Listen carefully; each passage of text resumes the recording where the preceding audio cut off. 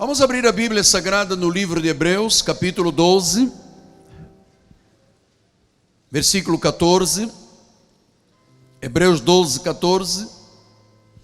Diz assim a palavra, a pérola de grande valor: segui a paz com todos e segui também a santificação. Segui a paz com todos e a santificação, sem a qual, sem a santificação, ninguém verá ao Senhor. Sem santificação, ninguém. Isso quer dizer o apóstolo ou a ovelhinha que está lá na entrada. Ninguém verá ao Senhor. Vamos orar a Deus.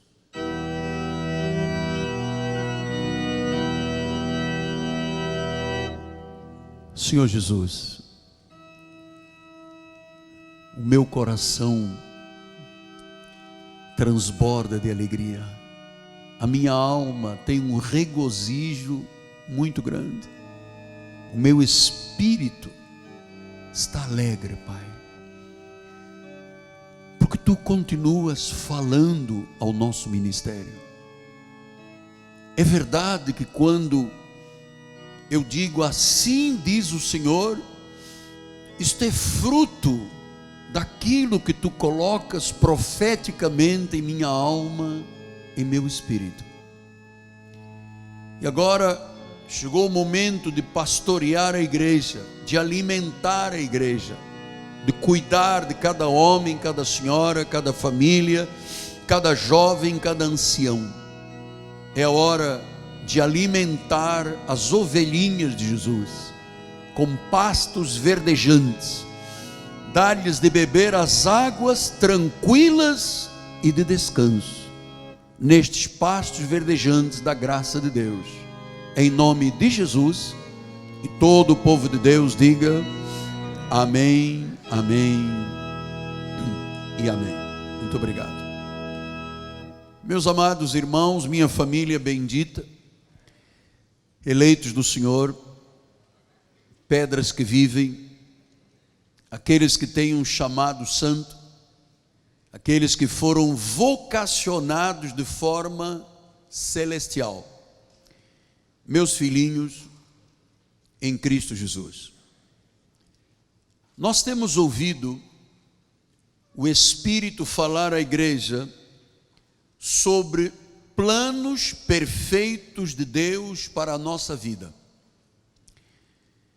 O Senhor tem planos perfeitos. E eu creio de toda a minha alma e de todo o meu coração que os planos de Deus se cumprirão. Paulo ensinou a igreja dizendo que ele começou a boa obra e que ele vai terminar. Ele tem o querer e ele tem o realizar. Então hoje nós vamos dar um mergulho nas profundezas do coração de Deus e vamos aprender algo que poderá ser tão fundamental, de tamanha importância, que mudará certamente a forma de viver o Evangelho na vida de todos. Olha o que Paulo diz: nós temos um chamado de seguir a paz com todos. É difícil. Há pessoas que são bélicas, beligerantes, têm um espírito contundente de guerra, mas a Bíblia diz: tenha paz com ele.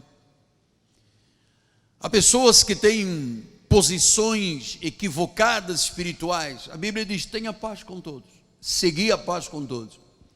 Mas o importante é que Paulo fala de um ver a Deus, e note que esta palavra, sem a qual ninguém verá a Deus, isto não tem a implicação de ver Deus na vida eterna, porque a santidade, você vai ver daqui a pouco, que precisávamos no nosso espírito para viver a eternidade, a nossa salvação, não foi humanamente criada por nós, esta vem de Deus.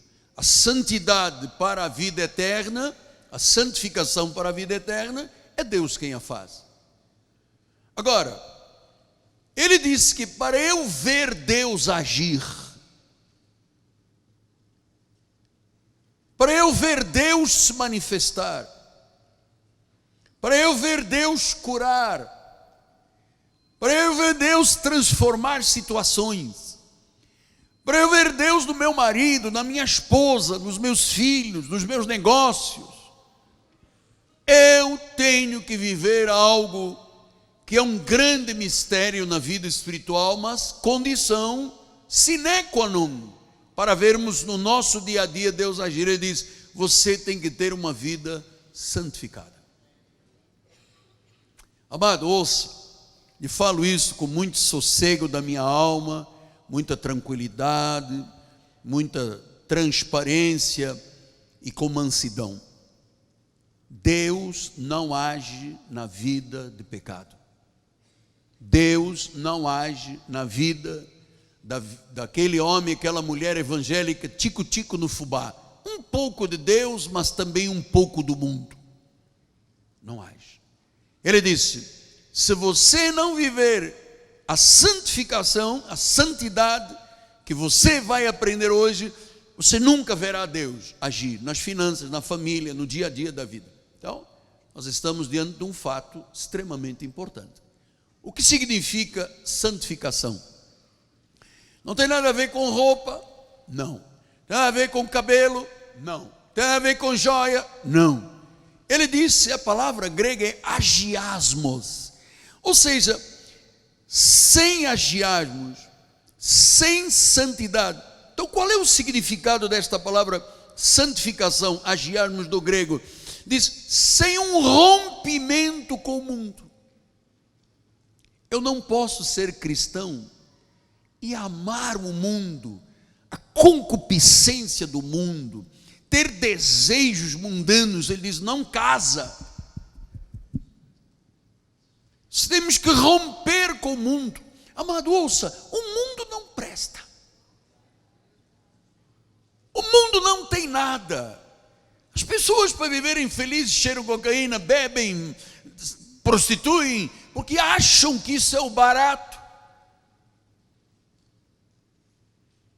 Então o Senhor disse, romper com o mundo, ter uma vida espiritual profunda, ter uma vida carnal submetida, uma vida de pureza, ter uma consagração ao altar de Deus, ou seja, uma vida de integridade. Pastor, mas isso é demasiado. Isto é o óbvio. Nós não somos do Senhor para termos um tipo de comportamento igual ao do profano, de Belial. Tem que mudar alguma coisa. A Bíblia diz que quem é de Jesus é uma nova criatura, as coisas velhas passaram, tudo se faz novo. Tem que se fazer novo na personalidade, no falar, no comportamento, na forma de cuidar do marido, da esposa, dos filhos, na palavra cumprida, enfim, é agiasmos. Se eu não tiver agiasmos, se eu não tiver um rompimento com o mundo, se eu não tiver uma vida espiritual profunda, por isso eu sempre digo, amado, é tão pequeno o culto, não dá para dividir o culto com as coisas lá fora. Não dá. O culto é 9 horas, chegue 15 minutos antes, meia horita antes. Tem compromisso, porque isto faz parte da santificação. A vida de oração, a leitura bíblica, amado, isso faz parte. Então, Lucas 1,75 disse, em santidade e justiça perante Ele todos os nossos dias. Então o Senhor diz, você tem que viver uma vida santa. Ouça, sem uma vida santificada, sem uma vida de acordo com os padrões do viver de Deus, sem vivermos o que a Bíblia ensina, nós não vemos Deus agir. Eu briguei com a minha mulher, Senhor, abra aquela porta. Não, você não pode viver assim, você tem que viver em santidade. Reconcilia-te primeiro e depois vem pedir. Então essas regras do viver de Deus são parte da santidade e da justiça. 2 de Coríntios 1:12 diz assim: porque a nossa glória é esta. Qual é a glória de um crente? O testemunho da nossa consciência. De que? Olha o testemunho de um crente. Com santidade. Você pensa que Deus vai agir na tua vida sem santidade? Pois as pessoas dizem assim: o Espírito Santo não está na igreja. O apóstolo não tem o Espírito de Deus. Quem tem? É que se o testemunho da nossa consciência não é um testemunho de santidade, de sinceridade diante de Deus, e não com a sabedoria humana, mas na graça divina, Paulo disse: é o nosso testemunho. Nós temos vivido no mundo, e mais especialmente convosco. Quer dizer, é possível eu viver a minha vida do dia a dia, seja como funcionário, como empresário, como dono de casa, marido, mas eu posso viver neste mundo, mas não deixando o mundo ditar regras na minha vida. Então Paulo disse: a nossa consciência testemunha de santidade, de sinceridade. Não vivemos segundo a sabedoria humana, mas na graça. Então, este viver da graça é o viver da santidade. Então, Paulo escreve em Coríntios, ele diz em 2 Coríntios 7:1: tendo, pois, ó amados, tais promessas. Então, Deus tem muita coisa para todos nós. Diz que os olhos não viram, os ouvidos não ouviram, a mente não pode imaginar, o coração ainda não pôde sentir o que Deus tem como promessas. Mas ele disse que para termos essas promessas, nós temos que nos purificar de toda a impureza, toda. Então eu já disse: vícios se combatem, impureza tem que fugir. Impureza tem que fugir. Idolatria é impureza, tem que fugir. Pornografia tem que fugir. Então, disse: você tem, para termos as promessas, ele diz: purifiquemos-nos de todas as impurezas. Quer dizer que há impurezas que afastam Deus na sua manifestação. Deus no Espírito não sai, mas não se manifesta. E ele diz que esta impureza pode ser na carne ou no Espírito. Quer dizer que há impurezas carnais e há impurezas espirituais. Você sabe quantos cristãos frequentam igrejas, mas à sexta-feira vão no centro? Uma impureza espiritual. Você sabe quantos cristãos vão às igrejas e depois vão na cigana, ou na cartomante, ou na quiromante, ou leem o horóscopo? Isto é uma impureza espiritual. Paulo disse: purifiquemo-nos. Quer dizer, é um ato que eu tenho diário, de estar atento, vigilante, para tirar essas impurezas, tanto da minha carne, quanto do meu espírito, me aperfeiçoando em santidade e no temor de Deus. O temor de Deus é o princípio da sabedoria. É sábio quem teme a Deus. É uma burrice não temer a Deus, porque o resultado de uma vida sem temor é ruína. Então Paulo diz: purifiquemo-nos. Então você vai descobrindo coisas na tua mente, no teu coração, sentimentos, nas emoções. Você diz: não, eu tenho que me livrar disto. Eu não posso ter este tipo de pensamento, eu não posso ter estas atitudes. Você sabe que eu conheço crentes há 40 anos. Há 40 anos eu dizia assim: puxa, aquela irmã é briguenta a beça. 40 anos depois, sabe, fio desencapado, toda hora, um choque. Mas há 40 anos esta senhora murmurava, continua murmurando, falava mal, continua falando, não mudou nada. Então, sem esta santidade não se vê Deus agir. Aí, como é que está a irmã? Tudo mal, está tudo mal. E os seus filhos? Nenhum na igreja. E o seu marido? E os negócios? Por quê? Porque para as promessas se manifestarem, é condição de Deus. Diz: purifica-te da impureza, da carne, do espírito, aperfeiçoando a santidade no temor de Deus. Você vê o peso destas palavras?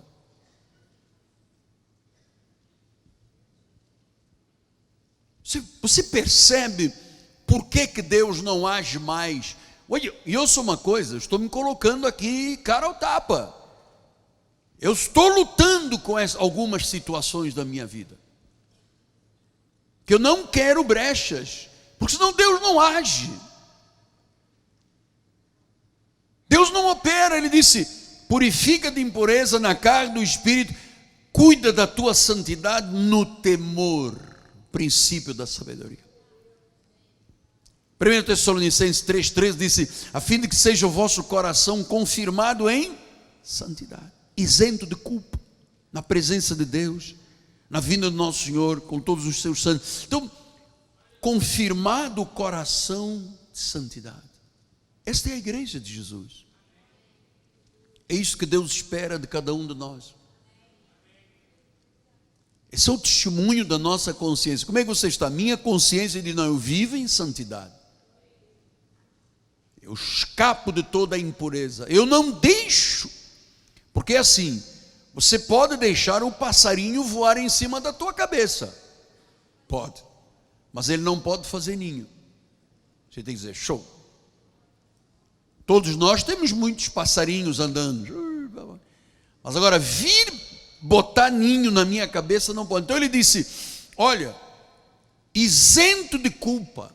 Sabe o que é um sentimento de culpa? Você dizer: pô, eu não deveria ter feito e fiz. Aquele passo foi errado, aquela decisão. Isento de culpa, um coração confirmado com santidade. Um coração confirmado com santidade. Hebreus 12:10 disse: pois eles nos corrigiam por pouco tempo, segundo melhor lhes parecia. Está falando dos nossos pais. Deus, porém, nos disciplina para aproveitamento, a fim de sermos participantes da sua santidade. Você sabe, às vezes, os hispânicos dizem: ele Senhor aprieta, né? O Senhor aperta. Porque para eu participar da santidade de Deus, para ver Deus agir, às vezes Deus tem que fazer o quê? Disciplinar. Deus aperta o parafuso. Porque se nós não formos disciplinados por Deus, nós viramos mundanos. A nossa carne tem os mesmos desejos da carne das pessoas que estão lá fora. Então por que a gente vem à igreja? Porque a igreja nos faz ter a consciência, através do estudo da palavra, das necessidades que nós, com o velho Adão que está aqui na nossa carne, tenhamos uma vida. Não é uma vida qualquer, é uma vida para sermos participantes da sua santidade. Porque sem esta santidade, da presença de Deus na nossa vida, rompimento com o mundo, consagração, compromisso com a obra, você anda no dia a dia. Mas é uma vida sem frutos, uma vida sem resultados. Por isso que as pessoas vão, voltam, saem da igreja, voltam. Por quê? Porque não tem esta vida de santidade, esta vida de compromisso. Mas isso é sério, porque se eu quero ver Deus agir, eu não posso viver em desassossego com o meu irmão. Eu tenho que ter paz. Eu não posso viver brigado com não sei. Eu tenho que ter paz. E tem que ter essa santidade, esse tipo de comportamento que seja o meu testemunho. Qual é o seu testemunho? Consciência, não me acusa, não tenho culpas. Eu vivo na santidade de Deus. Mas às vezes Deus tem que dar um aperto. Dá um aperto. Porque há situações na nossa carne que às vezes dificultam, embarreiram o agir de Deus. Romanos 6,19 diz: falo como homem por causa da fraqueza da vossa carne. Assim como oferecestes os vossos membros para a escravidão, para a impureza e para a maldade, quando éramos do mundo, nós oferecemos os nossos membros para a escravidão, impureza e maldade. Agora Paulo diz: agora oferecei os vossos membros para servirem à justiça e à santificação. Quer dizer que se no mundo bebíamos, fumávamos, mentíamos, roubávamos, matávamos, né? Então agora, isto era nosso velho homem. Então, na medida em que nós oferecíamos o corpo para isso, a vida para isso, agora ofereçamos para Deus. E vou lhe dizer uma coisa: a vitória sobre esta área é uma vitória que dá uma paz tremenda. Uma paz tremenda. Porque uma pessoa com culpa diante de Deus, me sinto culpado, a pessoa não anda, a vida não decola. O taxista que ontem me levou a casa disse que o mecânico errou um negócio no carro dele, do taxista. Ele ia entrando numa curva, saindo da Cidade de Deus para entrar na Ayrton Senna. O carro freou as 4 rodas. Ele foi, bateu no meio-fio, bateu do outro lado, quase virou. E você sabe, há crentes que têm as 4 rodas freadas. O carro não anda. Não vê Deus agir, não vê negócio, não vê dinheiro, não vê. Por quê?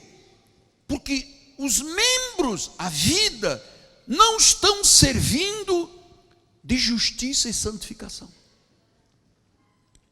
1 Coríntios 1:2 disse: a igreja de Deus que está em Corinto, e eu peço permissão ao Espírito Santo, a igreja de Deus que está no Rio de Janeiro, aos santificados em Cristo, portanto, por Cristo nós já fomos santificados, no que diz respeito à vida eterna. Essa santidade de Deus, que eu não posso provocar, é Ele que faz.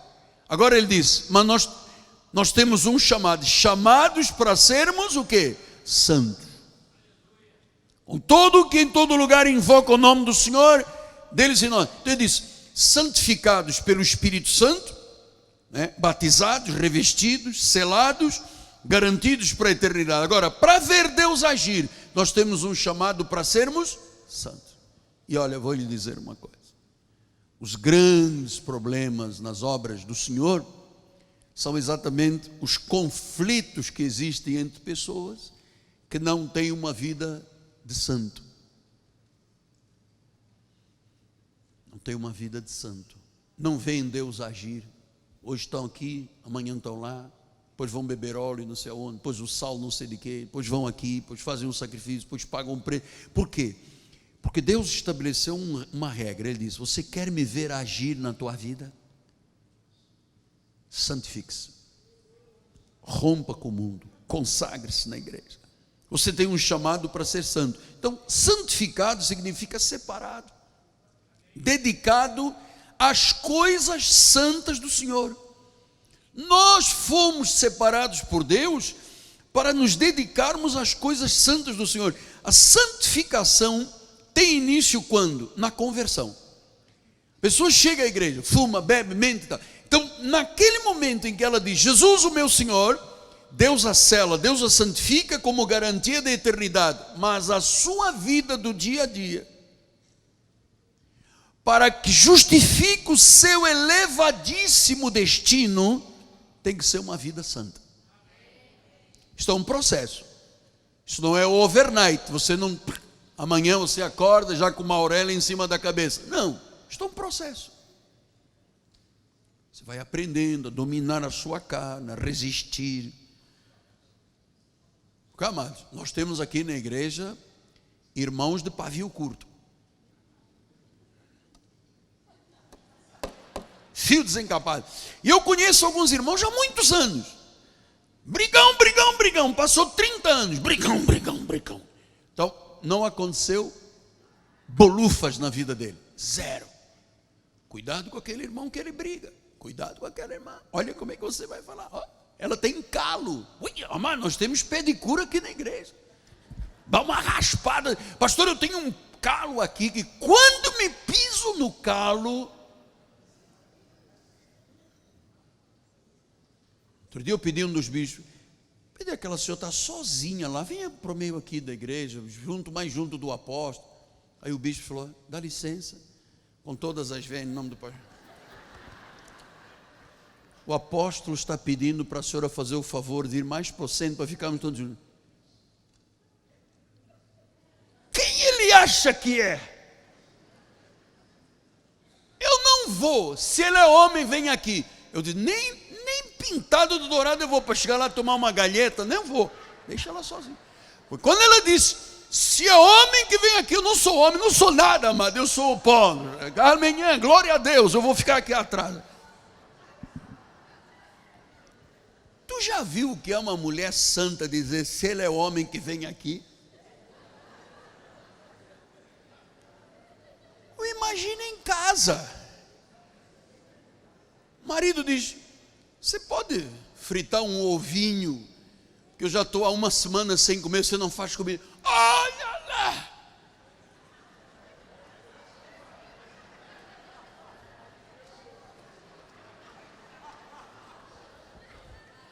Te cala, você não apanha. E o marido diz, aleluia, glória a Deus.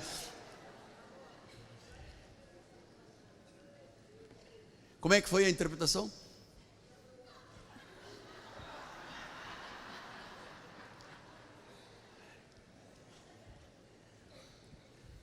Vem aqui se é homem. Aí o bispo aqui, a irmã pediu se o senhor é homem lá. Eu disse, vá dizer que eu não sou homem, não. Sou trans. Não quero briga com ninguém, com todo respeito, não se levanta, não vai embora, estou a brincar, estou zoando. Segura, segura. Se é homem que venha. Eu não sou, eu sou pastor, eu não sou homem, sou pastor. Efésios 4:17. Isso, portanto, digo no Senhor testifica, não andeis como andam os gentios, na vaidade dos próprios pensamentos. Romanos 8:20. Pois a criação está sujeita à vaidade, não voluntariamente, mas por causa daquele que a sujeitou. Eclesiastes 1:2, vaidade das vaidades. Deixa eu lhe explicar agora, olhe para o altar, por favor. Não precisa mandar cartas, eu estou brincando, pelo amor de Deus. Olha, você sabe onde está o grande problema da santificação da pessoa? Na vaidade. Você sabe que a vaidade é o pecado predileto de Satanás. A vaidade é o pecado predileto de Satanás. E quando você vê uma pessoa vaidosa, vaidade das vaidades, o que quer dizer vaidade? É a falta de propósito, é o vazio, é a futilidade, é a falsidade, é a nulidade, é a vida oca, é o desregramento, é a vida alienada de Deus, é a vida decaída. Olha, o pensador grego dizia que a vaidade é a rainha dos pensamentos, dos desejos pecaminosos. Então, por que às vezes a pessoa não se submete a Deus? Porque ela se acha superior a Deus. Ela é vaidosa. É o pecado preferido de Satanás.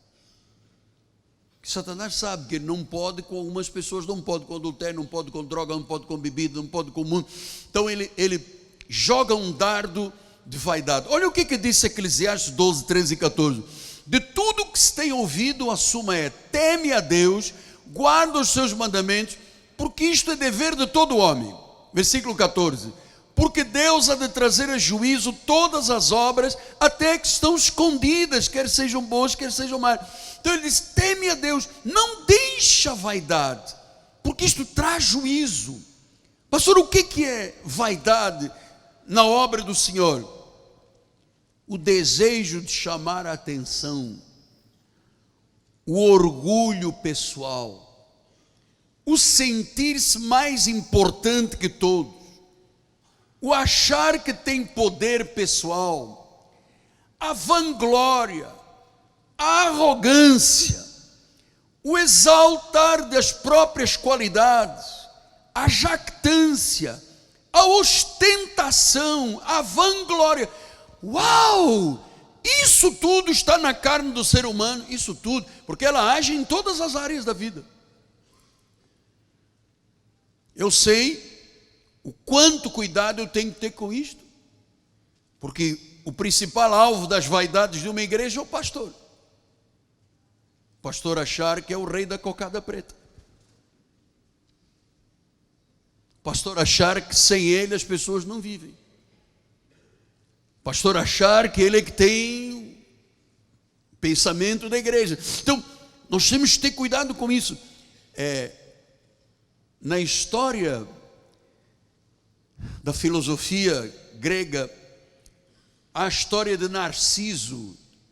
Narciso foi condenado por sua extrema vaidade, pois não olhava para mais nada senão para a sua beleza.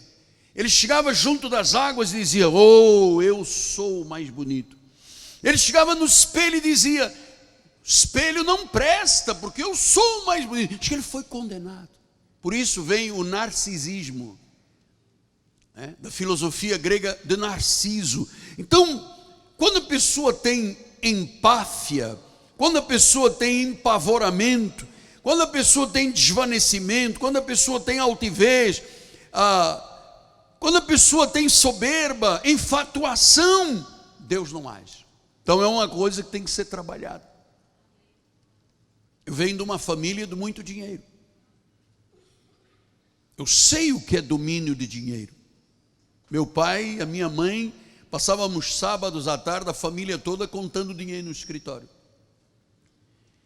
O dinheiro, você sabe, o dinheiro tem que te servir, não é você servir o dinheiro. Então ele tem um espírito de mamon.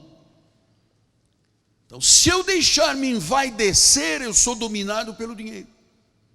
Então Deus trabalhou numa série de áreas da minha vida para eu poder estar hoje aqui, porque eu sei que a soberba às vezes começa com o altar, amado. Por isso eu digo: eu sou pó, eu não presto, não vai nada, eu sou carne, porque eu quero que Cristo cresça, e não sou eu que tenho que crescer, é Cristo que tem que crescer. Porque, amado, é isso, o apóstolo não está, a igreja continua, não importa quem está aqui em cima, a igreja é de Jesus, não é do apóstolo, amado. Não tem nada a ver com o apóstolo é apenas o profeta da igreja. Então, este pernosticismo da soberba, amado, é o contrário à forma de Deus agir. Deus age na humildade, Deus age na modéstia, Deus age na despretensão, Deus age na desvaidade. É aí que Deus age. Quando a pessoa diz: posso quebrar o toalete da igreja porque eu sou dizimista, isto é uma vaidade. Deus não age na vida desta pessoa. Eu vou parar o carro onde eu quiser. Se o bispo disser: está na linha amarela, puxa um pouco para o lado, eu digo: não vou, porque o senhor sabe quem eu sou, eu dou uma carteirada. Isto é vaidade. E você encontra vaidade em todas as áreas da vida. Nós vamos explicar isso domingo da ceia um pouco mais intenso, porque os grandes problemas na obra do Senhor são exatamente com as pessoas que têm orgulho pessoal de se sentirem mais importantes que todos, têm um poder, uma vanglória, uma arrogância, e não sabem que o homem é pó. Isso termina tudo, o pó chamando pó. Enquanto a pessoa não tiver a consciência do pó, ela pode se achar, você sabe, com políticos, com artistas, com celebridades. Às vezes você vê no Barra Shopping, passa uma artista da novela, fica todo vai atrás, assim, não estou. E o artista está lá todo, sabe, porque a vaidade, a juba do leão é vaidade, a cauda da avestruz, como é que chama aquele bicho bonito? Do pavão. Amado, isto é natural. Quando o pavão quer olhar a pavoa, ele levanta aquela cauda, a pavoa diz: nossa! E o pavão tem um andar estranho, né? Ele diz à pavoa: você pensa que isto é de Adão, isto é do leão. O leão tem uma juba, ele faz, a leoa diz: nossa, senti poder. Senti poder no leãozinho. Vem cá, meu leãozinho, dá uma patadinha em mim. E há crentes que vivem assim. Chegou o irmão,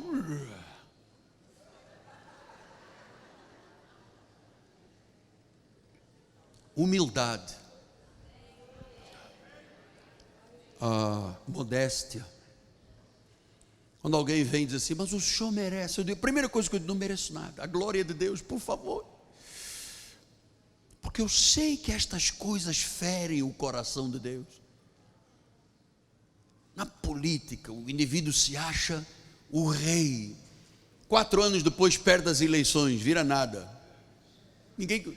Eu um dia estava no aeroporto, estava um ex-presidente da República de Portugal, um homem que mandou no mundo e na Europa, já bastante idoso, já faleceu, e tinha uma mala, estava com uma mala de mão pequena e uma malinha desses carrinhos, e ele, coitado, já tinha uma certa dificuldade de pegar a malinha. Estava lá no balcão, fez o check-in, eu cheguei e disse, presidente, excelência, ele olhou para mim, pois não, me permita lhe ajudar a levar a sua mala. Ele disse, estou aqui, o carrinho, a rodinha emperrou, e eu agarrei, ajudei a levar a mala do presidente. Um ex-presidente que mandou no socialismo, no mundo inteiro, não tinha ninguém para carregar a malinha dele. O cara fazia concentrações em Portugal de milhares e milhares de pessoas. Estava no aeroporto, o carrinho emperrado, eu cheguei lá, excelência, dá licença, vou ajudar. Ele falou, tu és português?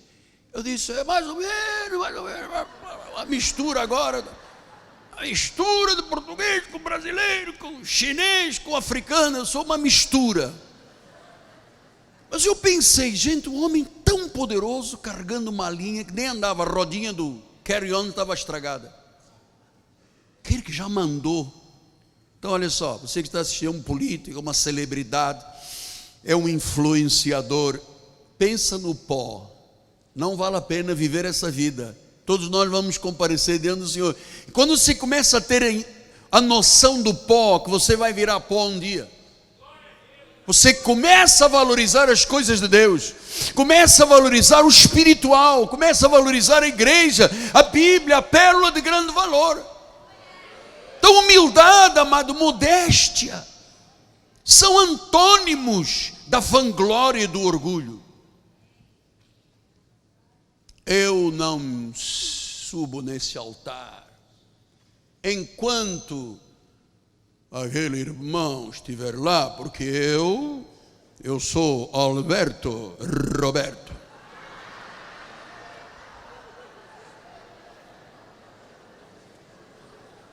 Zé Bonitinho.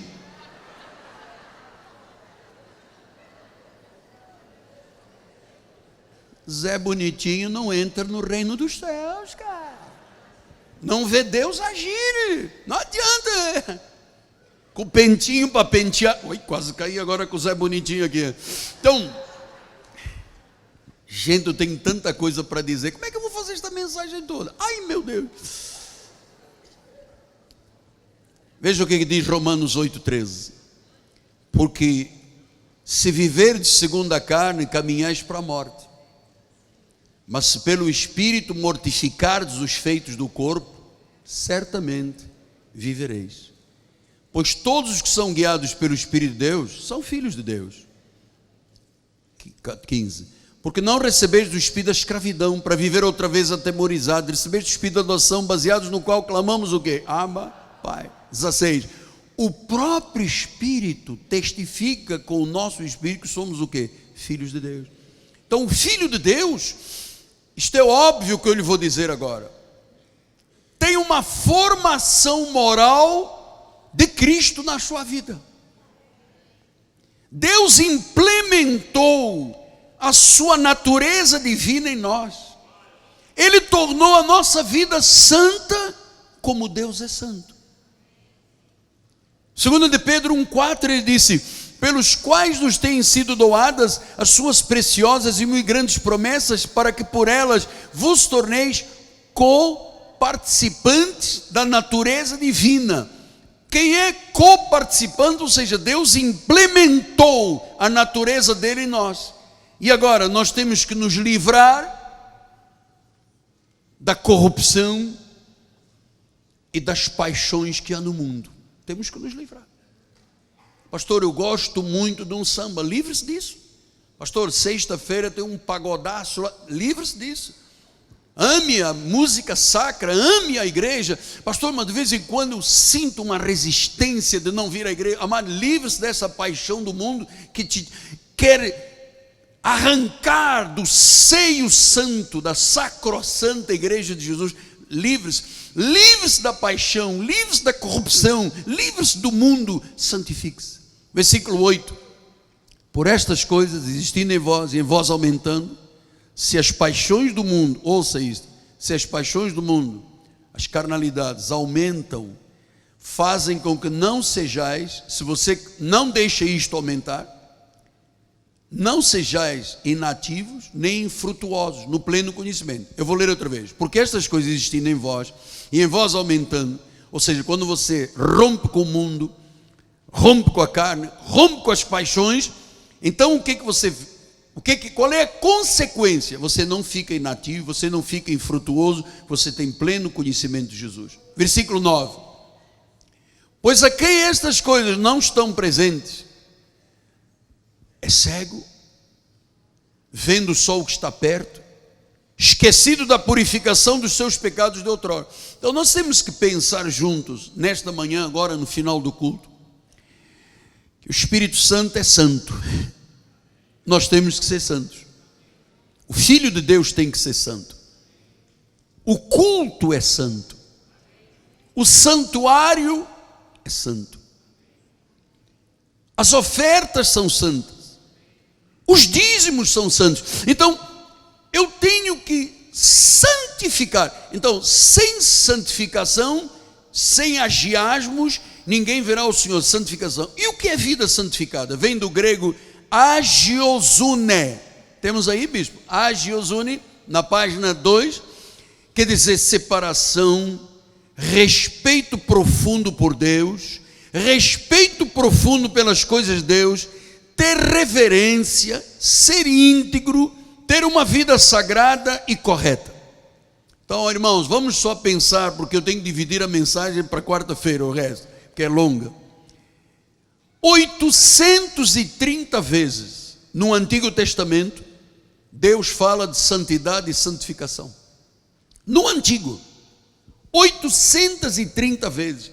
Veja a importância para o povo hebreu, para o povo judeu, o respeito à solenidade de Deus. Olha o respeito que os judeus do Antigo Pacto têm com as coisas santas de Deus. Você sabe, o que desperta o respeito por Deus, a vida santificada, é o temor. A santidade incorpora todas as excelências morais de Deus na nossa vida, todas. A santidade incorpora a bondade, o amor, a longanimidade, a retidão, a verdade. Então eu queria terminar dizendo, Jesus trouxe um código moral superior ao mundo. O Espírito Santo faz esta obra em nós. Ele nos separou do pecado, Ele nos fez entender a necessidade da vida santa, pura, sem transgressões morais, sem corrupção, sem influências pagãs, porque a santidade leva o crente a tornar-se uma pessoa dedicada, uma pessoa santa diante de Deus. Todas as pessoas que convivem conosco têm que ver em nós a vida santa, como Deus é santo. Então eu termino com 2 Coríntios 3,18. Isto é um versículo que eu amo, porque isto é um processo da minha vida diariamente. Todos nós, está falando a igreja, todos, começando do altar até a ovelhinha lá na porta, todos nós, com o rosto desvendado, ou seja, sem máscara. Eu gosto quando as pessoas mais antigas da igreja dizem assim, eu conheço o rosto do Senhor, quando o Senhor não está bem, eu já percebo, porque eu não tenho máscara. Se eu não estou bem, não estou bem, não sou gigante, não sou de ferro. Eu vejo que o apóstolo hoje está muito feliz, porque as pessoas sabem que eu não uso máscara. Eu já lhe disse, amado, eu vou dizer isto com muito temor, porque às vezes a pessoa diz coisas e mais tarde é desqualificado, disse Paulo. Cuidado, porque você prega e depois é desqualificado. Deixa eu explicar neste minuto final. Grande parte dos líderes desta nação já venderam a sua alma ao diabo. Grande parte. Tem conluio político, tem conluio com isto, tem conluio com aquilo. Venderam a alma ao diabo. Trocaram a primogenitura por um prato de lentilhas. Nosso ministério poderia ser um ministério multimilionário se eu vendesse a minha alma ao diabo, se eu não tivesse temor de Deus, se eu tivesse empavoramento, se eu tivesse orgulho, porque às vezes você pode dizer, peraí, mas ele tem orgulho de não ter orgulho? Isso é vaidade. Estou lutando com isso, eu tenho orgulho, porque a pessoa diz, eu sou o mais humilde do mundo. Isso é um grande vaidoso, na realidade. Então, eu cuido dessa área, amado, porque eu penso assim, gente, nós temos milhares de pessoas na igreja, o que essas pessoas pensam de mim? Eu tenho esse tipo de introspecção. Quando uma pessoa vem com um dízimo aqui, me entrega na minha mão, na mão do meu, a minha mente diz assim, o que esta pessoa pensa que é o apóstolo? Como é que ele imagina? Será que ele é do jeito do que a gente vê aí, o sistema é igual? Ou este homem tem temor de Deus? Ou este homem não se deixa encantar pelo empavoramento, porque o ministério traz vaidade se o homem deixar ser dominado pela vaidade. Você imagina um indivíduo em cima de um púlpito, 4.000 pessoas. Mas eu tenho esta consciência, amado, de que eu sou pó, que eu vou virar pó, que eu vou prestar contas a Deus, que eu sou responsável pelo teu sangue. Tenho isto aqui consciente.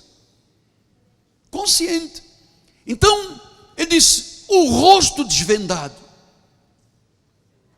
Ou seja, vida de crente não pode ser um teatro. Na igreja, aleluia, lá fora, aí, se é homem, vem aí.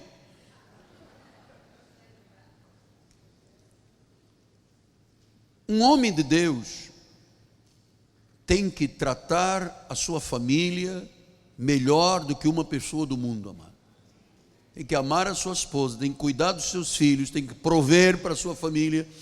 O homem de Deus tem um testemunho, a mulher de Deus, amado, tem um testemunho de ser uma mulher submissa. Porque a vaidade às vezes das pessoas as fazem e as tornam tão superiores às outras, amado. Eu trato o irmãozinho pequenininho, que eu vejo, os sapatinhos, eu trato com o mesmo amor, a mesma intensidade, do que o irmão que eu conheço, que tem uma vida próspera e rica. Mesma intensidade, mesmo amor, o mesmo carinho, mesmo sorriso, mesmo tudo. Porque eu entendo, eu tenho essa conexão com o pó. Quando as pessoas começaram o ano passado conosco, já estão no descanso. Então, essa conexão com o pó me faz viver uma vida humilde. Quando as pessoas dizem, você é meu amado, foi por sua causa que eu me levantei na vida, melhorei profissionalmente, poxa, eu dou graças a Deus, deixa-me dar um beijo na sua careca, a sua gravata. Amado, eu fujo disto aqui, porque é aí que Satanás entra. Está vendo como é que você é uma pessoa... A pessoa vem te beijar aqui e diz, foi graças a você. Por favor, foi graças a Deus. Pastor, mas o senhor é o único que diz isso. Bem, glória a Deus, que isso não seja vaidade para mim. Mas eu tenho essa consciência, com o rosto desvendado, contemplando como por espelho a glória. Quer dizer, quando eu me olhar, eu não posso ser como Narciso, que olhava a sua beleza e dizia, que homem, que mulher, beleza não põe mesa, amor. Ou põe? Não põe. Beleza vira pó, riqueza vira pó, empoderamento vira pó. Onde estão os reis desta terra? Estão todos debaixo da terra. Você vê que o mundo agora se agitou porque o príncipe Harry com a Meghan abdicaram de serem reis e de serem princesas e príncipe, e querem viver a vida lá com o filhinho deles, vão lá fugir no meio de uma mata no Canadá, e todo mundo, como pode? Nós mesmo, eu pensei, puxa, ela não podia ter feito isso, coitada da rainha. Mas o que é que o príncipe quer? Ele quer viver. Ele quer olhar a mulher dele e diz, posso te dar um beijo? E dá um beijo. Porque ele não pode dar beijo, não pode segurar na mão, não pode. Vivem ali dentro de uma bolha. E o garoto disse, eu quero viver, já cheirei maconha demais, agora eu quero viver. Ele só deu problemas para a rainha. Agora ele vai viver lá no mato, no Canadá, sozinho com a menina. Todo mundo criticou, mas quem está com o sapato apertado é ele e ela. Foram dizer que o filho parece um macaco, um chimpanzé. Foram dizer que aquela mulher era isto, era aquilo. Detonaram tanto o príncipe, que o príncipe disse, eu abdico disso tudo aqui. Do palácio, do reinado, do rei, eu abdico tudo. Eu quero viver com a minha garota e ponto final. Quero ser feliz. Ele abdicou de ser príncipe para ser feliz. Porque ele sabe como é que a imprensa todo dia falava mal dele e da mulher. O tio bisavô dele, o rei Eduardo VII. Vocês que entendem de monarquia, eu só tenho a coroa aqui. Eduardo IV abdicou, ele conheceu uma senhora, gostou dela, disse, eu abro mão do rei, abro mão da coroa, eu quero ser feliz, porque um dia eu vou virar pó, e vou aproveitar para ser feliz com esta mulher. Oitavo, Eduardo VIII, o irmão conhece isso, Eduardo VIII. Ele andou comigo na escola, mas não esqueci dele. Ele abdicou, antes de assumir o reinado, ele disse, eu abdico porque eu vou viver ser feliz. Já não morreu, mas pelo menos foi feliz. Agora, é possível um indivíduo ser rei e ser feliz? É possível ser crente e ser feliz? Claro. Esta igreja é uma igreja de gente feliz. Com o rosto desvendado, contemplando como por espelho a glória do Senhor, somos transformados. Não há amarras aqui na igreja. É Deus quem transforma de glória em glória, na sua própria imagem, como pelo Senhor. E quem faz esta obra? O Espírito Santo. Então, quando você agora for para casa, lembre-se do que eu lhe vou deixar agora como marca. A imagem de Deus está indo. O homem santo, a mulher santa, a família santa. Porque sem santidade, ninguém verá o Senhor. Como a mensagem é longa, nós vamos continuar na quarta-feira. Senhor Jesus, muito obrigado por este ensinamento que mudou a minha vida. Está mudando a cada dia. Muito obrigado, Deus, porque preparaste o coração da igreja para a reunião logo mais. Segunda-feira de intercessão, escola bíblica, quarta-feira apostólica.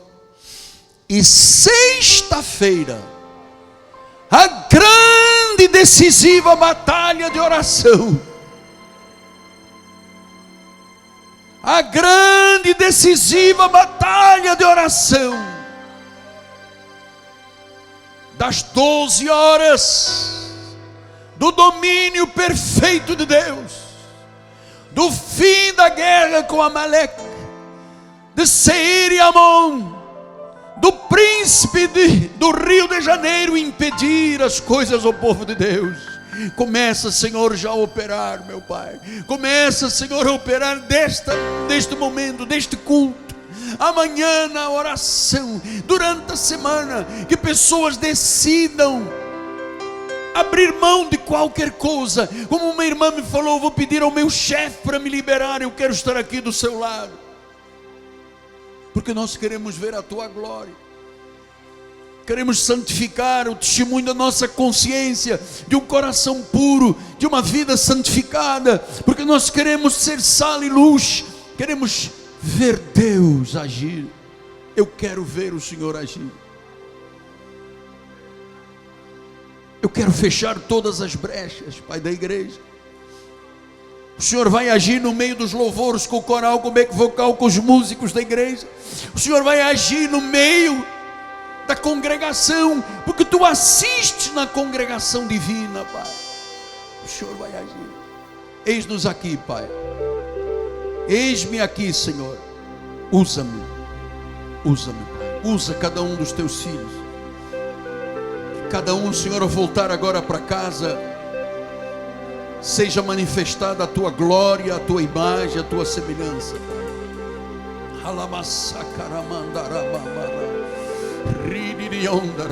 Que o testemunho de todos, a consciência seja santa e justa, Pai, para vermos Deus agir, Pai.